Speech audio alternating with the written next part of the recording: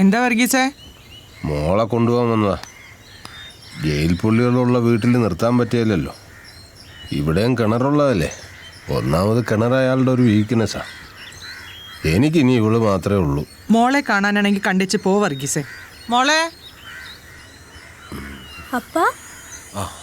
മോളെ അറിഞ്ഞോ നിന്റെ മാമച്ചിയുടെ വിവരം? ഇറങ്ങിയ ഉടനെ തന്നെ സെക്യൂരിറ്റിക്കിട്ടൊരു പണി കൊടുത്തു. ഉടനെ അകത്ത് പോകും. ഇനി ഇവിടെ നിൽക്കുന്ന സേഫ് അല്ല. നീ പെട്ടെന്ന് ഇറങ്ങാം, നമുക്ക് പോവാം. മാമച്ചി ആരും കൊന്നിട്ടില്ല. ഇടി അതിൻ്റെ തെളിവെല്ലാം പോലീസിന് കിട്ടിയിട്ടുണ്ട്. അതെല്ലാം ചേർത്തിട്ട് ആ പോലീസ് ഒരു പൂട്ടങ്ങ് പൂട്ടും, അറിയാലോ. ഇനി ഇറങ്ങിയതിന് ശേഷം ആർക്കൊക്കെ ഇട്ടാ തട്ട് കിട്ടാൻ പോകുന്നറിയില്ല.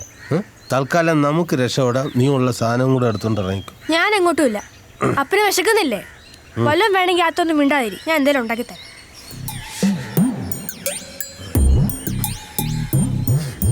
എന്നാ 2 മുട്ട എടുത്ത് പൊരിച്ചോ.